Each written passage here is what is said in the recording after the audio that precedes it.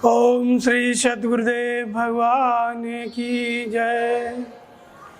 गुरुर्ब्रह्मा गुरुर्विष्णु गुरुर्देवो महेश्वर गुरुर्साक्षात् परम ब्रह्म तस्मै श्री गुरुवे नमः। ओम श्री सद्गुरुदेव भगवान की जय। हमारे देश में ये त्यौहार बहुत पहले से सतयुग से मनाया जाता है।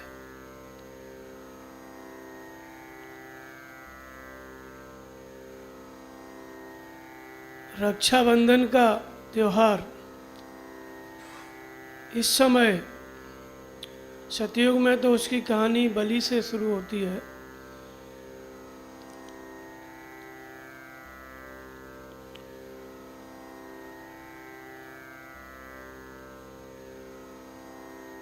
लेकिन इस समय जो मनाया जाता है त्यौहार, उसका कारण है भाई बहन का प्रेम, रक्षाबंधन।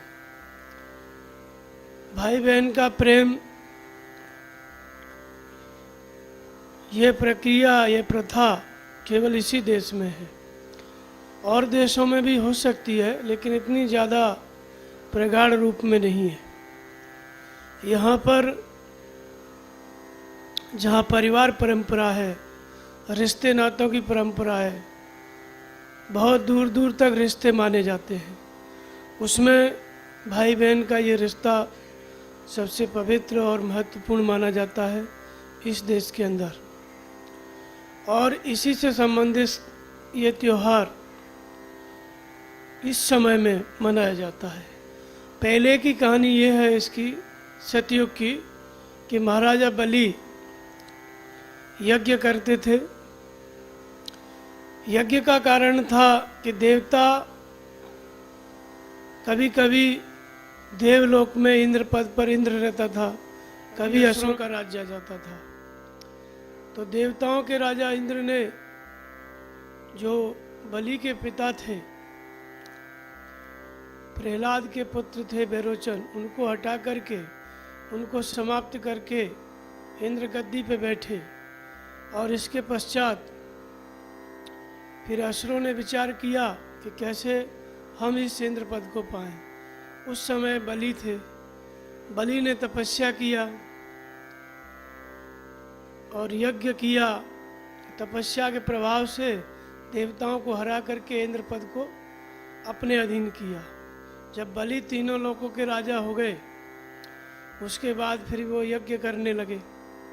तो देवता लोग परेशान हुए और व्याकुल होकर के भगवान के पास गए, विष्णु के पास, कि इस समय हम लोगों का जो स्थान था देवलोक, बलि के हाथ में है, बलि उसमें राज्य करता है। कृपा करके किसी तरह से बलि को समाप्त करें और हमें हमारा देवलोक मिल जाए। तो भगवान ने कहा कि बलि मेरा भक्त है, मैं उसको समाप्त नहीं कर सकता। हाँ, दूसरा कोई उपाय हो सकता है, उस उपाय को हम करेंगे। उस उपाय में भगवान ने क्या किया, वामन का अवतार लिया, माता अदिति के पुत्र के रूप में। तो वामन भगवान जिसको कहते हैं, वो बलि के दरबार में भिक्षा मांगने गए, दान मांगने गए। बलि यज्ञ कर रहे थे, शुक्राचार्य उनके गुरु यज्ञ करा रहे थे। शुक्राचार्य असुरों के गुरु थे। तो जब शुक्राचार्य ने देखा कि विष्णु भगवान वामन के रूप में आ रहे हैं, तो सावधान हो गए और उनको समझ में आ गया कि ये छल करने के लिए, सब कुछ ले लेने के लिए आ रहे हैं। जब सुना बलि ने कि भगवान दरवाजे पे आए हैं दान मांगने के लिए, तो बलि जब जाने लगे तो शुक्राचार्य ने कहा कि मत जाओ, वही विष्णु है, छल करने के लिए आया है। फिर बलि ने कहा कि देखो गुरुदेव, अब यज्ञ हो रहा है, उसमें कोई दान मांगने आया है, तो मैं पीछे नहीं हट सकता। बहुत मना किया शुक्राचार्य ने, फिर भी बलि गए। तो वो बालक के रूप में थे भगवान, उनसे कहा क्या चाहिए? तो विष्णु भगवान ने कहा कि मुझे 3-3.5 पग धरती चाहिए। तो बलि आश्चर्यचकित हुए, उन्होंने कहा ये 3.5 पग धरती ये मेरा अपमान है, तीनों लोकों का राजा हूँ, आप विचार करके कुछ और मांगिए। मेरी दान जो आप मांग रहे हैं वो मेरी इच्छा के अनुरूप नहीं है, मेरी प्रतिष्ठा के अनुरूप नहीं है। तो ब्राह्मण के रूप में थे, ब्रह्मचारी के रूप में, उन्होंने कहा कि राजन, ब्राह्मण को संतोष होना चाहिए, हमें 3.5 पग भूमि चाहिए और कुछ नहीं चाहिए। बार बार बलि ने कहा कि नहीं कुछ और मांगो, तीनों लोक मेरा है। तो भगवान ने कहा कि नहीं, केवल इतना ही चाहिए। शुक्राचार्य ने कहा, समझ गए कि इसको मत दे दान, सब कुछ नष्ट हो जाएगा, सब तुम्हारा ले लेगा। फिर भी बलि ने कहा कि 3.5 पग भूमि में क्या जाता है।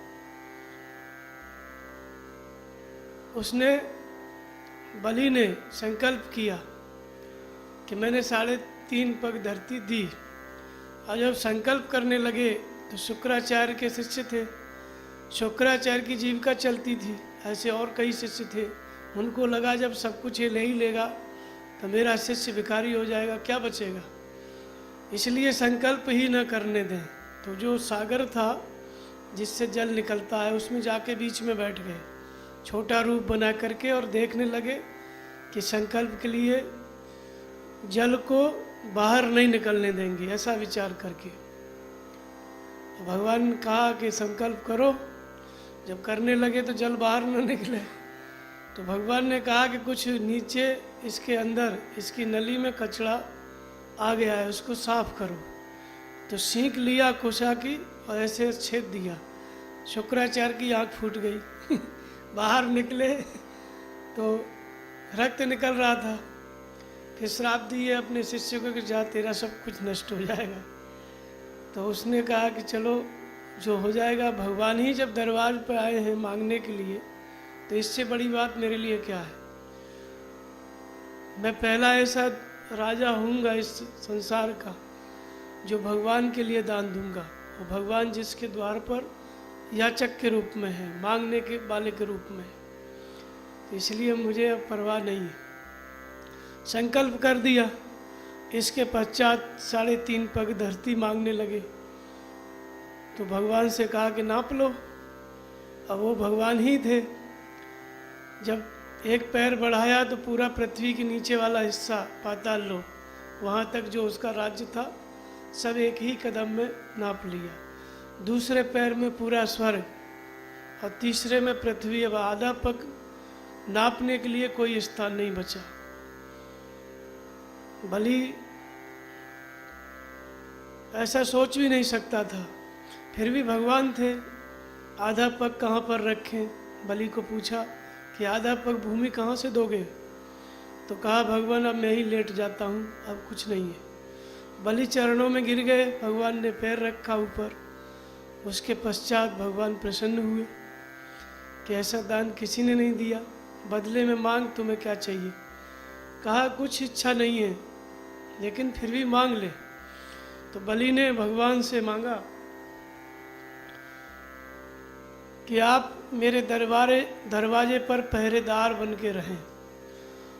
बलि का महल था, उसमें 14 दरवाजे थे, 14 तरफ से रास्ता थे। जिस रास्ते से हम गुजरे, जिस रास्ते से निकलें, आप पहरेदार के रूप में रहें, वॉचमैन के रूप में। भगवान प्रसन्न हुए। भगवान को भक्तों की लाज रखने में, उनकी इच्छा के अनुरूप काम करने में आनंद और हर्ष होता है। भगवान प्रसन्न होकर के पहरा देने लगे। बहुत समय बीत गया। वहाँ वैकुंठ में लक्ष्मी जी परेशान, भगवान गए कहाँ। तो देव ऋषि नारद पहुँचे घूमते घूमते। पूछा नारद जी भगवान कहाँ है, कहीं देखा है आपने उनको? कि माता जी वो तो बलि के दरबार में पहरा दे रहे हैं, इस समय दरबारी की ड्यूटी लग गई है, बाहर के द्वार पर खड़े रहते हैं। अब बलि जिस रास्ते से निकले उसी रास्ते पे भगवान को जाना पड़े। कई बार इधर जाने का मन बनाए और उल्टे चल दें। तो दौड़ के डंडा लेके भगवान उधर पहुँचे, ऐसी स्थिति हो गई। और वो तो लीला कर रहे थे भगवान। फिर लक्ष्मी जी को पता चला कि भगवान वहाँ पर पहरा दे रहे हैं बलि के द्वार पर, तो आई दौड़ करके। अंदर जब प्रवेश किया लक्ष्मी जी ने, पूरा महल प्रकाशित हो उठा, चमकने लगा। लक्ष्मी का अर्थ है कि संपूर्ण विभूति आ गई जब भगवान जिसके पास। भगवान राम कहते हैं कि भरत सरिस को राम स्नेही, जग जप राम राम जप जेही। ये रक्षा सूत्र है। भरत के समान भगवान को कौन प्रिय है? सारा संसार भगवान को जपता है, भगवान भरत को जपते हैं। तो जो अनन्य भक्त है, जो केवल भगवान का, गुरु महाराज का ध्यान कर रहा है, नाम जप कर रहा है, बीच में कोई कामना नहीं है, तो गुरु महाराज भी उसका जप करते हैं, वो भी उसका भजन करते हैं। भगवान कृष्ण कहते हैं कि जो मुझे जैसे जैसे भजता है अर्जुन, मैं भी उसको वैसे वैसे भजता हूँ। जो जैसे जैसे मुझे भजता है, मैं भी उसको वैसे वैसे भजता हूँ। उनका भजना क्या है कि उतनी मात्रा में मैं सहयोग देता हूँ।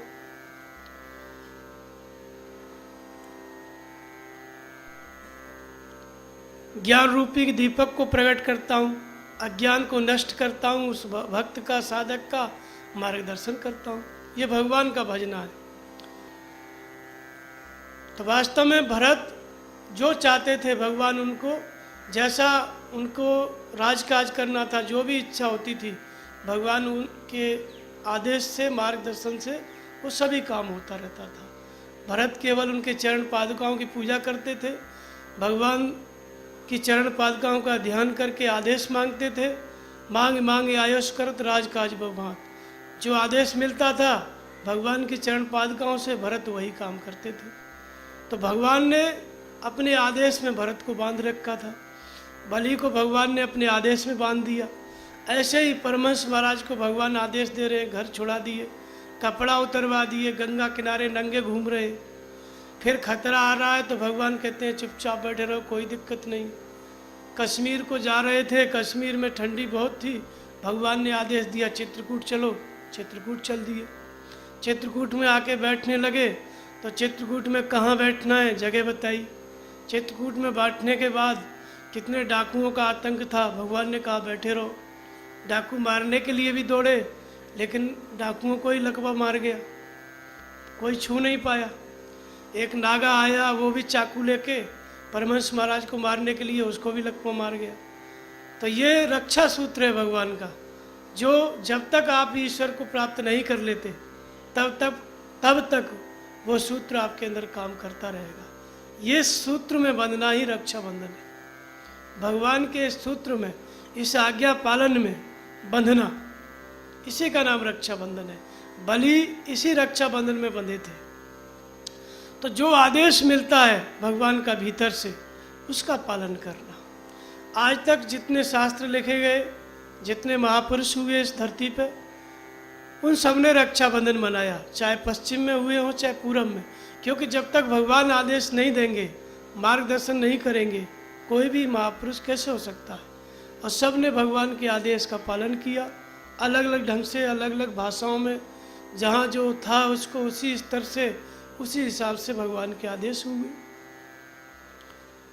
तो भगवान के आदेश के अनुसार तो बलि जब समर्पित हो गए, पूरी तरह से स्थूल सूक्ष्म कारण साधना करते करते तीनों शरीरों पर जब विजय प्राप्त कर दिया, पूरी तरह से समर्पित हो गए, तो भगवान, भक्त और भगवान में कोई अंतर नहीं रह जाता है। सर्वत्र फिर भगवान ही देखते हैं। जहाँ तहाँ देख धरे धनवाना, स्वर्ग नरक अपवर्ग समाना। ईशावास्यमिदं सर्वम यत् किंचित जगत्याम जगत। तो 14 दरवाजे थे बलि के भवन में। तो वास्तव में ये शरीर ही एक भवन है। ये शरीर क्या, एक महल है। इसमें कितने दरवाजे हैं?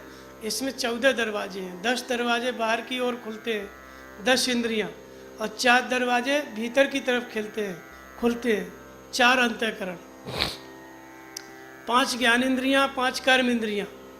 ये 10 इंद्रियां हैं। आँखों से देखते हैं, कानों से सुनते हैं, जीभ से स्वाद लेते हैं, हाथ से स्पर्श करते हैं, पैरों से चलते हैं। ये 10 इंद्रियां हैं। मुख से खाते हैं, उत्सर्जन और विसर्जन 10 इंद्रियों के माध्यम से हम संसार से जुड़े रहते हैं और 4 अंतःकरण के माध्यम से हम कल्पनाओं से जुड़े रहते हैं। मन योजना बनाता है, बुद्धि निर्णय लेती है। किस विषय पे? जिस विषय को आँखों ने देखा, जिस विषय को कानों ने सुना, जिस विषय को त्वचा ने स्पर्श किया, जिस विषय को नाक ने सूंघा, उसी विषय पे मन क्या करता है? प्लानिंग करता है, योजना बनाता है। भीतर शरीर के अंदर बुद्धि निर्णय लेती है, निर्णय लिए हुए के अनुसार चल दिया, बार बार रिपीट करना, उसी को दोहराना चित्त है, चिंतन है। और चिंतन करने लग गया कोई भी व्यक्ति, काम हो गया तो कार्य हो गया तो कहेगा मैंने ये काम किया, मैं डॉक्टर हुआ, इंजीनियर हुआ, व्यापारी हुआ, दुकान खोला। जो योजना पूरी हो गई तो अहंकार, मैंने ये किया, मैंने वो किया। तो ये 4 अंतःकरण, ये 14 दरवाजे हैं इस भवन के। इसको शीश महल कहा गया है। कबीरदास कहते हैं शीश महल के 10 दरवाजे, ना जाने कौन सी खिड़की खुली। 10 कहा है, 4 अंतःकरण को नहीं बताया है। तो ये 14 द्वारों वाला ये शरीर, यही भवन है। इस शरीर से जब व्यक्ति साधक समर्पित हो गया, स्थूल शरीर से, सूक्ष्म शरीर से, कारण शरीर से, मतलब शरीर से भजन में लग गया, अंतःकरण का निरोध कर लिया और निरोध करके निरोध हुआ चित्त भी विलीन हो गया। भगवान कहते हैं यत्रो परमते चित्तम निरुद्धम योग सेव्या यत्र चैवात्मन आत्मानम पश्यन आत्मनि तुष्यति। जिस काल में साधक का योग के अभ्यास से निरोध हुआ चित्त भी विलीन सा हो जाता है, विलय हो जाता है, तब वो साधक, वो व्यक्ति अपनी आत्मा के द्वारा परमात्मा को देखता हुआ अपनी आत्मा से संतुष्ट अपनी आत्मा में होता है। आत्मा के द्वारा परमात्मा को देखता है और संतुष्ट अपनी आत्मा से होता है।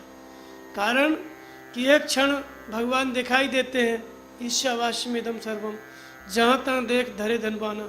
दूसरे ही क्षण वो व्यक्ति अपने ही शरीर को, अपनी आत्मा को उन ईश्वरीय गुण धर्मों से युक्त पाता है। जिस परमात्मा को देखा तो जानत तुम्हें तुम्हें हो जाए, सोई जाने जे दे जनाई, जानत तुम्हें तुम्हें हो जाए। वो भगवान का ही स्वरूप हो जाता है। तो वास्तव में लेकिन कौन जानता है? तुम्हारी कृपा तुम्हें रघुनंदन, जानत भगत भगत और चंदन। कोई आपकी कृपा से ही आपको जानता है, आपके निर्देशन में चल के ही आपको जानता है। उपनिषदों में आया है कि ये आत्मा न प्रवचन से प्राप्त होती है, न बुद्धि से प्राप्त होती है, बल्कि ये आत्मा उसी को प्राप्त होती है जिसका ये वरण कर लेती है। वरण करने का अर्थ होता है, जैसे आप विवाह में देखते होंगे जो वरमाला डाली जाती है, सामान्य रूप से ये वरण हो गया।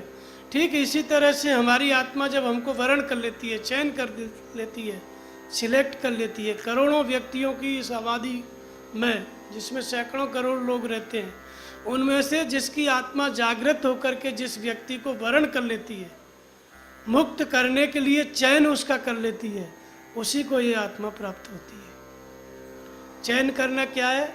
चयन करने का अर्थ है कि जिस द्वार से, जिस समय, जिस महापुरुष के पास जाने से आपकी आत्मा जागृत हो जाए, आपको मार्गदर्शन करने लगे, भगवान पढ़ाने लगे, बताने लगे, समझाने लगे, इसको कहते हैं वरण करना, जिसको मैंने रक्षा सूत्र कहा है।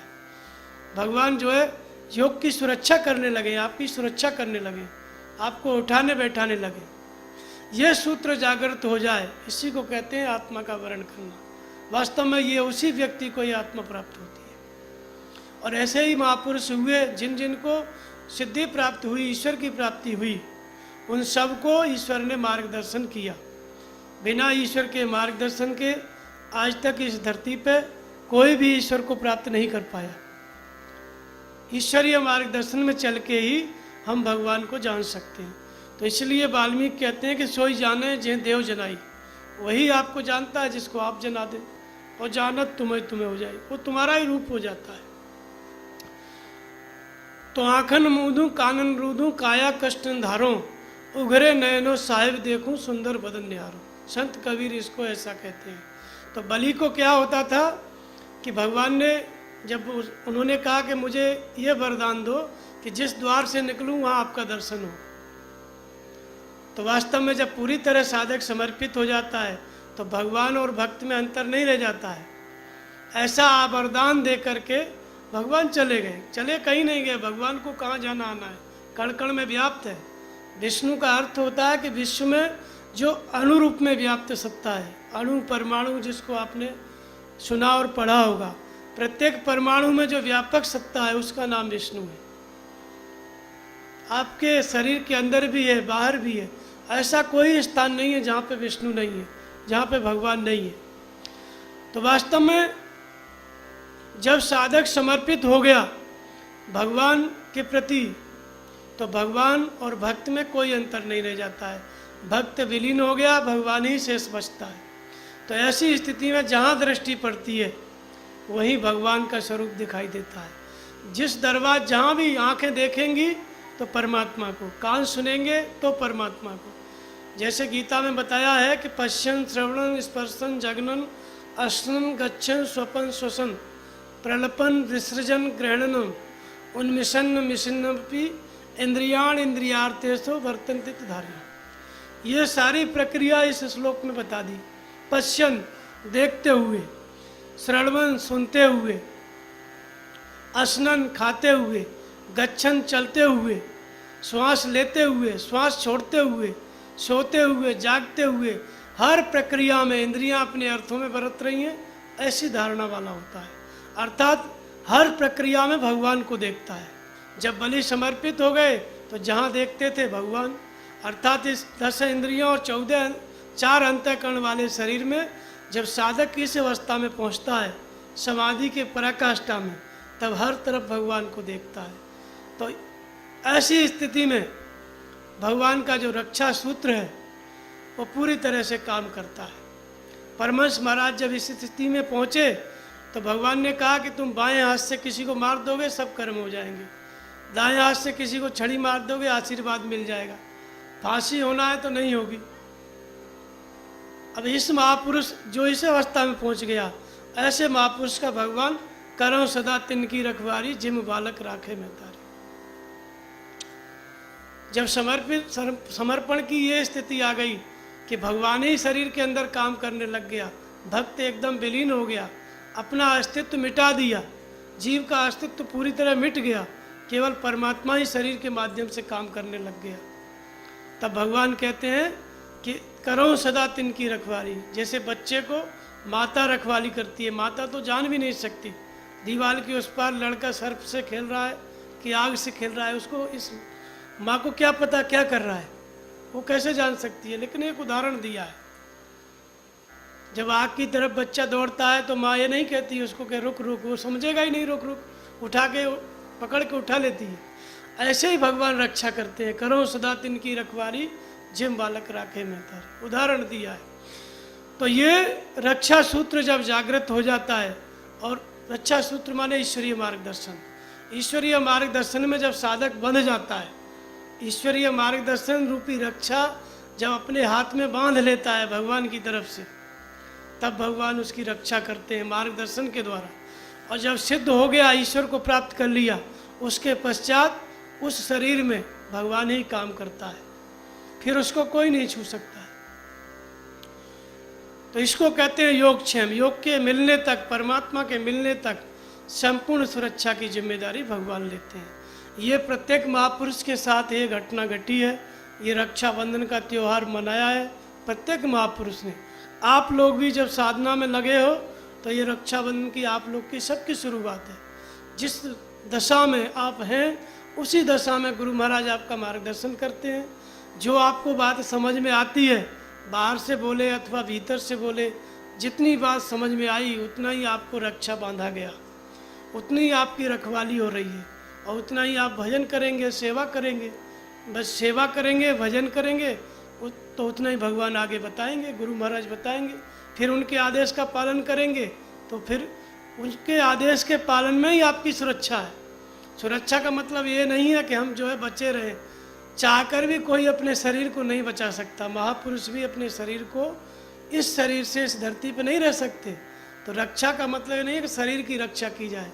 रक्षा का अर्थ है कि आपके चिंतन की रक्षा करना, और चिंतन की रक्षा के लिए आपके शरीर की रक्षा करना। और जब तक चिंतन इतना ऊंचा न हो जाए, जब तक आप भगवान से मिल न जाएं, तब तक रक्षा करना। इसको योगक्षेम कहते हैं। और यही रक्षा बंधन जो है बलि के द्वारा यही रक्षा बांधी गई भगवान से। इसी रक्षा का वचन बलि ने लिया था। तो जब भगवान आ जाते हैं हृदय में तो लक्ष्मी भी आ जाती हैं, ऐश्वर्य भी आ जाता है, विभूति भी आ जाती है। जिम सुख संपत्ति विनय बुलाएं, धर्मशील पर जाएं पर आए। जिस प्रकार से सुख संपत्ति बिना बुलाए धर्मशील व्यक्ति के पास जाती है। धर्मशील माने महापुरुष, धर्मशील माने तत्वदर्शी संत।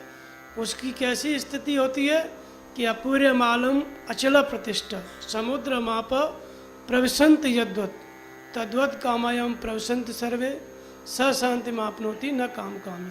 जैसे अचल प्रतिष्ठा वाला जो समुद्र है जिसको आप देखते हैं, हजारों नदियों के प्रवाह अनेकों गांवों को नष्ट करते हुए, किनारों को काटते हुए, बड़े बड़े वृक्षों को तोड़ के बहाते हुए इस समुद्र में प्रवेश करते हैं, फिर भी उसके जल स्तर को 1 इंच नहीं बढ़ा पाते। ठीक इसी तरह से संसार के संपूर्ण विषय और भोग महापुरुष के अंदर प्रवेश करते हैं, लेकिन उनके अंतःकरण की शांति को जरा सा भी हलचल नहीं कर पाते। सब डूब जाते हैं, उसी में समाहित हो जाते हैं।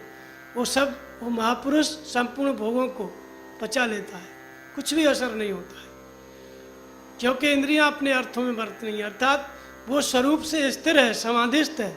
इसलिए अचल प्रतिष्ठा वाला समुद्र कहा। समुद्र चलायमान नहीं होता है नदियों के जल से, ऐसे ही महापुरुष भी चलायमान नहीं होते हैं। करोड़ों लोग अपनी इच्छाएं लेकर के, लाखों लोग महापुरुष की तरफ जाते हैं, उनको कोई मतलब नहीं है। सबकी जैसी श्रद्धा है वैसी इच्छा पूर्ति होती है। विषयों को लेकर के ही जाते हैं ना, लेकिन महापुरुष का क्या बिगाड़ पाते हैं? कुछ नहीं। वे अपने भाव दशा में रहते हैं, स्वरूप में रहते हैं। व्यक्ति अपनी इच्छाओं की पूर्ति करते रहते हैं, आते रहते हैं, जाते रहते हैं, उनके ऊपर कोई प्रभाव नहीं पड़ता है। तो ये इस तरह की दशा हो जाती है। जब भगवान भीतर आ जाते हैं तो संसार का संपूर्ण समृद्धि उसकी ओर चलता है, संपूर्ण ऐश्वर्य उस महापुरुष के पास आता है, लेकिन उससे कोई मतलब नहीं। तो लक्ष्मी का आना ऐश्वर्य का आना है। जो समर्पित हो गया भगवान के आदेश पे, मर मिटा, अपने को समाप्त कर दिया, तो भगवान ही उस शरीर में शेष बचता है। फिर उसके पास ऐश्वर्य की कमी नहीं है। जहाँ भगवान आते हैं वहाँ लक्ष्मी भी आती है। परमहंस महाराज जी ने देखा था लक्ष्मी उनकी सेवा कर रही है, उन्होंने ध्यान में देखा था। तो लक्ष्मी सेवा करने का अर्थ है कि जो व्यवस्था चाहिए वो व्यवस्था महापुरुष की होने लगती है, ऑटोमेटिक होने लगती है, आकाश वृत्ति से होने लगती है। तो रक्षा बंधन, हर तरह की सुरक्षा का जिम्मेदारी भगवान आपकी ले लेते हैं, लेकिन आपको करना क्या होगा? आपको गुरु महाराज का स्मरण करना होगा, नाम का जप करना होगा, लेकिन अनन्य भाव से। ये जो अनन्य भाव है ना, यही कठिन चीज़ है। दूसरी कामना ना आने पाए तब इतना करीब आप ईश्वर के हो जाएंगे। कामना जितनी रहती है उतना ही भगवान हमसे दूर रहता है, क्योंकि भगवान सदैव हर व्यक्ति के पास में है, हृदय में है, हमारी श्वासों में प्रवाहित है। फिर भी हम उसको नहीं जान पाते, फिर भी उसका उपयोग हम नहीं कर पाते। क्यों? क्योंकि हमारे अंदर चित्त में कामनाओं की दीवार खड़ी हुई है। जैसे कोई कांच लगा दे बीच में और उस पार जो है मंदिर है या भगवान है, तो आप जाओगे तो कांच से टकरा जाओगे, चाह कर भी वहाँ नहीं जा सकते। ऐसी स्थिति होती है हमारी सबकी। बीच में कामनाओं का आवरण है और उसी कामना के उस पार परमात्मा है। जैसे ही कामनाओं को पार किया, इंद्रियों को जीता, मन को जीता, निष्काम भाव हुए, वैसे ही भगवान की प्राप्ति। तो अनन्यास चिंत्य, अनन्य भाव से जो चिंतन करते हैं, कामनाओं को जो नहीं आने देते, उनका भगवान कहते हैं उनका योगक्षेम में भान करता हूँ। तो कामना पूर्ति के लिए भी लोग भजन करते हैं, उनको भी भगवान बताते हैं, पर इसका मतलब ये नहीं है ये दशा नहीं है उनकी। जो कामना करोगे वो मिलती जाएगी, भगवान देते जाएंगे, लेकिन उनके आदेश का पालन करो। आदेश पालन करोगे तो कामना की भी पूर्ति होगी। जिस कामना की पूर्ति कराना चाहेंगे उनके ऊपर छोड़ दोगे, अपने आप पूरी होगी। और नहीं तो मांगते रहो, पूरी होगी भी, नहीं भी होगी। दोनों तरह से होती है। नहीं मांगोगे तब भी भगवान को जो पूरा करना है वो करेगा, और मांगोगे तब भी होगी। लेकिन मांगने पे अगर नहीं पूरी हुई तो अश्रद्धा हो जाएगी। भगवान किस बात का, जब ये नहीं हुआ तो गुरु महाराज भगवान नहीं है, ऐसा नहीं कर पाए, ऐसा हो गया, ये हो गया, वो हो गया। जहाँ कामना तहाँ सब अश्रद्धा। फिर अनन्य चिंतन कहाँ बचा? कामना प्रमुख हो गई। अगर गुरु महाराज नहीं कर पाते हैं तो जो कर पाता है उसके पास चले जाओगे। तब आपने कब उनका चिंतन किया, कब उनका भजन किया? जब कामना ही प्रमुख थी ना, वहाँ पूरी नहीं हुई, छोड़ दिए, अब दूसरा गुरु देख लिए। ऐसा भी होता है लोगों में। फिर भाई क्या, मैं लोग कहते हैं हमने किसी और को नहीं माना, गुरु महाराज को ही मानते हैं, सब देवताओं को छोड़ दिया, ये छोड़ दिया, फिर भी ऐसा नहीं हुआ, अब लगता है इधर से भी छोड़ना पड़ेगा। तो ऐसा हो जाता है। लेकिन लोगों को इस रहस्य का ज्ञान नहीं है कि अनन्य चिंतन जो है उसका मतलब है कि आपकी इच्छा पूरी हो या नहीं पूरी हो, हर स्थिति में आप भगवान के पास रहो। इसका नाम उपासना है। इच्छा पूरी हो गई तब भी पास रहो, नहीं पूरी हुई, दुख आया तब भी पास रहो। आज तक जितने भक्त हुए इस दुनिया में, वास्तव में उन्हीं भक्तों का नाम है जिन लोगों ने इस तरह की विचारधारा रखी, चाहे कुछ मिले चाहे कुछ न मिले, दोनों स्थितियों में हम पूजा भजन नहीं छोड़ेंगे। तो भगवान सदैव उनके पास रहे।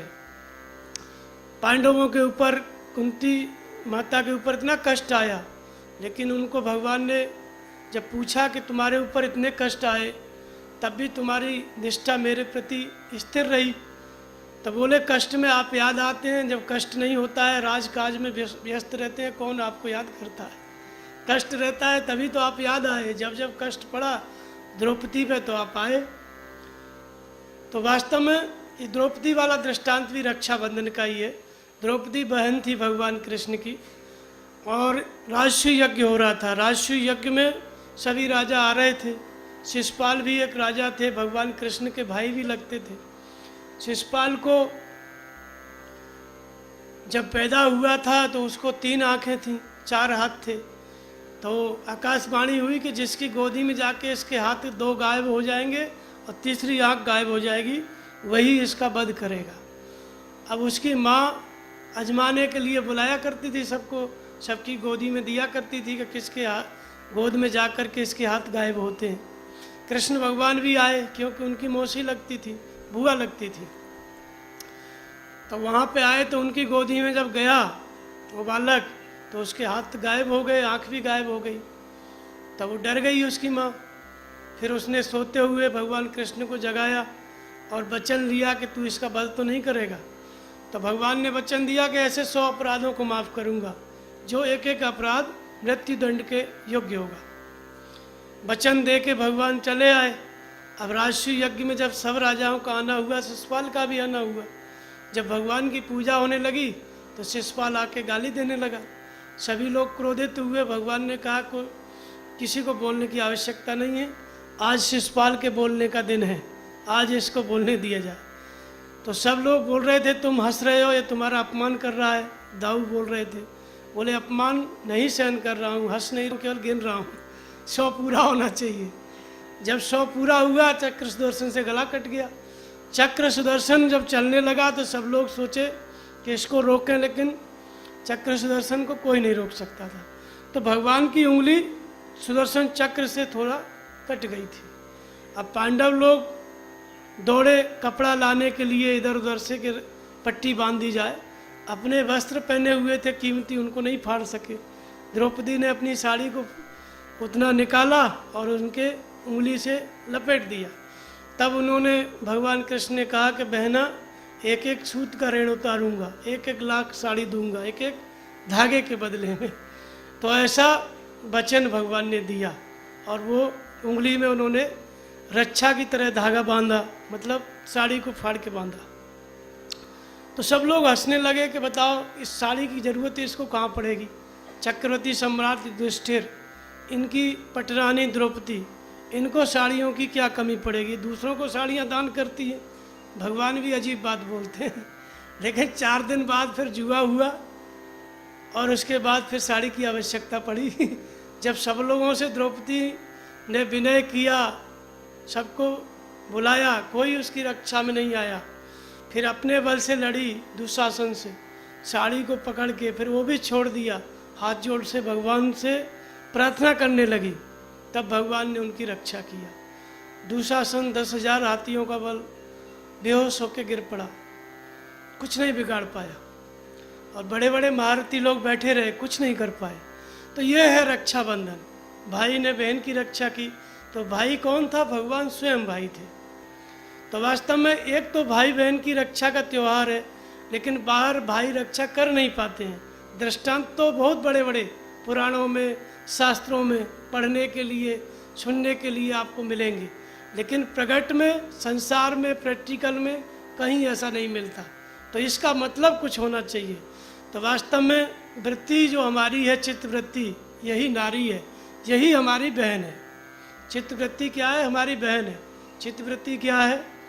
जो हम सोचते हैं, विचार करते हैं मन से, बुद्धि से, ये सब चित्तवृत्ति के अंदर आता है। ये चित्तवृत्ति ही बहन है। और भाई क्या है? हमारा परमात्मा के प्रति भाव, हृदय स्थित ईश्वर के प्रति जो हमारी श्रद्धा है, भाव है, वही भाई है। उसी भाव के बस में भाववश्य भगवान, सुख निदान करुणायन। भाव के बस में क्या है? भगवान है। तो ये भाव क्या है? हमारा भाई है। जब हमारा भाव सद्गुरु के प्रति होगा, नाम जप और ध्यान साधना में होगा, तो इसी भाव से भगवान हमारी रक्षा करेंगे। किसकी रक्षा करेंगे? चित्तवृत्ति से की। चित्तवृत्ति क्या है? तुलसीदास जी कहते हैं कि दीप शिखा समयुवती तन, मन जन होश पतंग, भजो राम तज काम मद करो सदा सत्संग। ये जो युवती तन के समान है, क्या? हमारी चित्तवृत्ति। मतलब किसी भी विषय को लेकर के चंचल हो जाती है। दीप शिखा जैसे नहीं होती है, दीपक की लौ जलती है, अब उसमें पतंगे आते हैं, जल जाते हैं। ऐसे ही हमारी चित्तवृत्ति क्या है? युवा है। किस अवस्था में? जब वो विकारों का चिंतन करने लगती है, काम का चिंतन, क्रोध का चिंतन जब करने लगेगी, तो क्या हो जाएगी? युवा हो जाएगी, चंचल हो जाएगी। तो इसलिए तुलसीदास जी कहते हैं कि भजो राम तज काम मद। काम और मद का त्याग करके निरंतर राम का भजन करो, नाम का जप करो, गुरु महाराज का ध्यान करो, करो सदा सत्संग। एक क्षण के लिए भी मत छोड़ो, सदा सत्य की संगत करो। अगर चित्तवृत्ति को बचाना है विकारों से, तो हमारी चित्तवृत्ति जब नाम जप में, ध्यान में लगी रहती है, तो हमारा जो भाव है वही हमारा भाई है। परमात्मा के प्रति जो हमारी श्रद्धा है, तो गुरु महाराज हमारी इस चित्तवृत्ति की रक्षा करते हैं, इसको विकारों से बचाते हैं, काम क्रोध राग द्वेष से मार्गदर्शन करके इसको बचाते हैं। जैसे युवा कन्या के परिवार वाले उसको संयम की शिक्षा देते हुए उसका विवाह न हो जाए तब तक उसका मार्गदर्शन करते हैं। ऐसे चलना है, ऐसे रहना है, ऐसे देखना है, कितनी सुरक्षा करते हैं। ठीक ऐसे ही हमारी चित्तवृत्ति युवा है, कभी भी विकारों में चली जाएगी। साधक की चित्तवृत्ति की रक्षा गुरु महाराज भगवान करते हैं। कब? जब हमारा भाव उनके प्रति है, हमारी श्रद्धा उनके प्रति है। भाव उनके प्रति होने का अर्थ है कि हम नाम जप में लगे हैं, ध्यान में लगे हैं, सेवा में लगे हैं। ये है कि ये सेवा में लगने का जो भाव है, नाम जप का जो भाव है, यही हमारा भाई है। इसी के द्वारा भगवान हमारी चित्तवृत्ति की रक्षा करते हैं। तो रक्षा का सूत्र क्या है? निरंतर परमात्मा का चिंतन। फिर भगवान क्या करेंगे? मार्गदर्शन करेंगे, चित्तवृत्ति को विकारों में डूबने से बचाएंगे। तो जब हमारी चित्तवृत्ति नाम जप में, ध्यान में लगी है, तो भगवान इसकी रक्षा करते हैं। इसको कहते हैं रक्षाबंधन। रक्षा क्या करते हैं? जब साधना पूरी हो गई, तो जीवात्मा जो भजन करने वाला साधक है, सदा सदा के लिए अमर हो जाता है। फिर उसको रक्षा की जरूरत ही नहीं पड़ती है। और जब तक वो भगवान को प्राप्त नहीं किया, तब तक उसको रक्षा की आवश्यकता है, तब तक उसकी रक्षा अनिवार्य है। लेकिन कौन कर सकता है? केवल सद्गुरु कर सकते हैं, केवल भगवान कर सकते हैं। कब? जब हम साधना में लगेंगे भाव से, तब श्रद्धा से हमारी चित्तवृत्ति जब नाम जप में, ध्यान में बंधेगी, तब भगवान हमको रक्षा करने का मंत्र, रक्षा करने का सूत्र हमको प्रदान करेंगे। तो ये रक्षाबंधन है जो प्रत्येक व्यक्ति के लिए सुलभ है। हमें अपनी चित्तवृत्ति को भगवान के चरणों में बांधना है, नाम जप में बांधना है, और भगवान हमको अपने मार्गदर्शन के, अपने आज्ञा के पालन में बांधते हैं। और जो उनके आदेश का पालन है, वही रक्षाबंधन है। उसी में साधक को जीवन भर रहना पड़ता है। प्रत्येक व्यक्ति को इसी रक्षाबंधन में जाना है। तो यही वास्तव में असली भाई और असली बहन है, जो हमारे अंदर, एक ही व्यक्ति के अंदर है। जो हमारी वृत्ति है वही बहन है, हमारा जो भाव है, साधना करने की जो चिंतन करने की जो श्रद्धा है, भाव है, उसी को भाई कहते हैं। उसी के द्वारा हमारी रक्षा हो सकती है।